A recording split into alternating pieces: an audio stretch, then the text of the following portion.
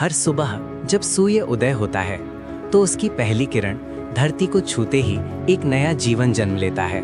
लेकिन हम में से अधिकतर लोग इस चमत्कार को समझ ही नहीं पाते।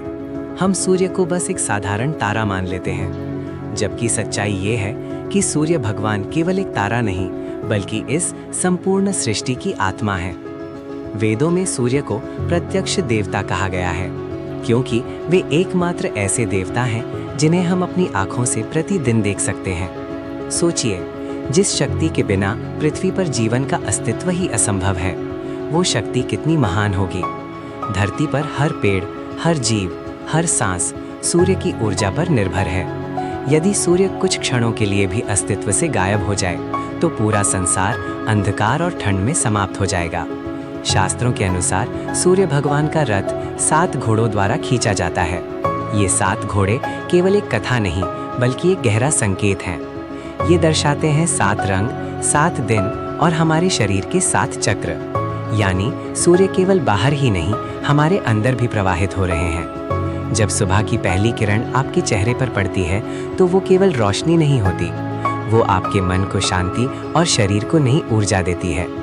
इसीलिए हमारे ऋषियों ने सूर्य नमस्कार को इतना महत्वपूर्ण बताया है, क्योंकि ये केवल व्यायाम नहीं बल्कि सूर्य से जुड़ने का एक माध्यम है।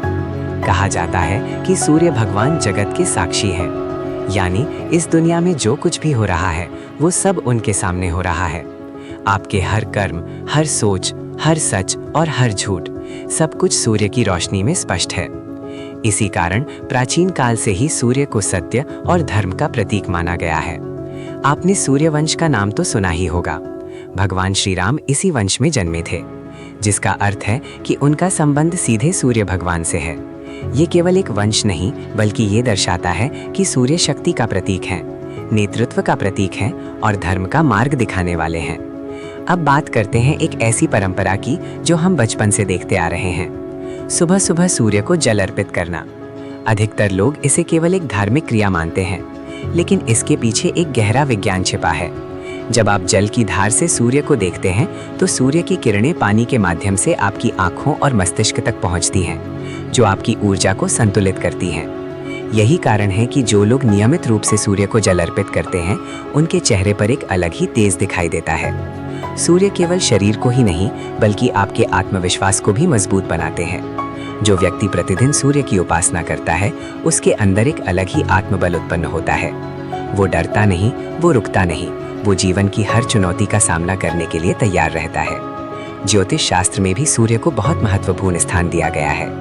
कहा जाता है कि यदि किसी व्यक्ति की कुंडली में सूर्य मजबूत हो तो उसके जीवन में सम्मान, सफलता और स्थिरता आती है, और यदि सूर्य कमजोर हो तो व्यक्ति को आत्मविश्वास की कमी और संघर्ष का सामना करना पड़ सकता है।